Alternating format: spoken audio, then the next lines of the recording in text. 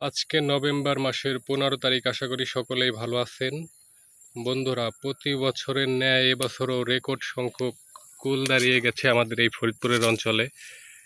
প্রায় অনেক বাগানেই দেখেছি, প্রায় প্রতিটা বাগানই মাশাআল্লাহ অনেক ভালো। যে বাগানগুলি একদম ঝড়ের কবলে পড়ছে সেগুলো সাবজেক্ট আলাদা, তাছাড়া প্রতিটা ডালেই কিন্তু ভরপুর কুল দাঁড়িয়ে গেছে আমরা দেখতে পাচ্ছি। এগুলা দ্রুত সময়ে বড় হয়ে যাবে এবং কালারও লাল যে কালারটা ওটা কিন্তু আসতেছে। দেখেন প্রতিটা ডালেই কিন্তু একদম থোকায় থোকায় কুল ঝুলে আছে একদম। এই যে ভিতর দিয়ে একদম এই যে উপর দিয়ে সব জায়গায় শুধু কুল আর কুল।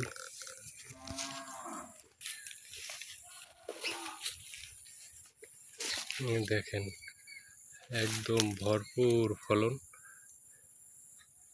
প্রতিটা ডালে। এই যে একদম বলা যায় একদম মাটি থেকেই, মানে এগুলো বড় হলে যে কত মানে কেমন দেখা যাবে এটা আপনারা আসলে ধারণায় বুঝতে পারবেন।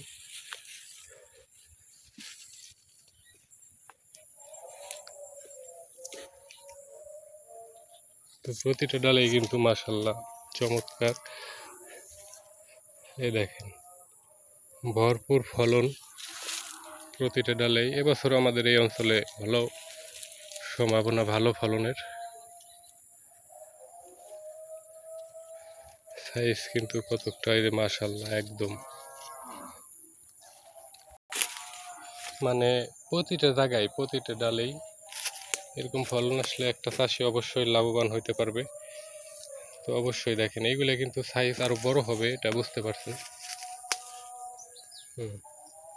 এখানে ম্যানকোজেব পাউডার দেওয়া, মানে ছত্রাকনাশক, এটা স্পর্শকীয় ছত্রাকনাশক যাকে বলা হয়, প্রচুর প্রতিটা ডালে। বন্ধুরা এদিকেও আছে, কিন্তু আপনাদেরকে খালি এক জায়গায় দেখাচ্ছি না। দেখেন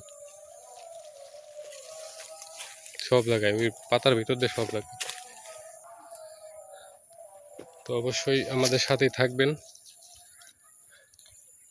এই মুহূর্তে জিঙ্ক, বোরন, তারপরে এই যে ম্যানকোজেব গ্রুপের ছত্রাকনাশক কীটনাশক একটু পাওয়ারে দিতে হবে, সমস্যা নাই। 20 থেকে 25 মিলি পরিমাণ দিলে এখন দেওয়া যাবে। দিলে এই ফলগুলি আপনার পোকামাকড়ের আক্রমণ থেকে রক্ষা পাবে অবশ্যই।